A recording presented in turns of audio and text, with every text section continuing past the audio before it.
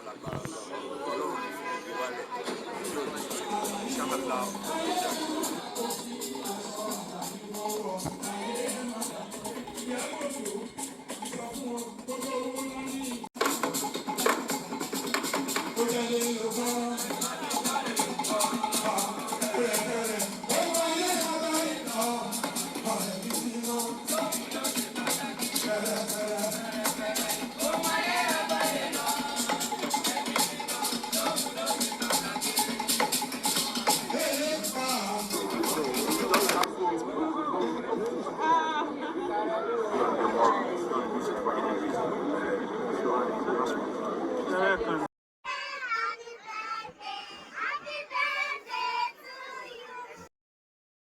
Interview. On by day, make an interview. An interview on by day. I'm at our movie producer, directed by my darling sister, Mama Yawoti. Yes, we are here. Can't wait to see the movie. Oh, sparring those for you. Way best we are here for the movie premiere. Let's go. Labaka to do. Yeah, you know one character. Yeah. Sorry, I'm a bit bad for a minute.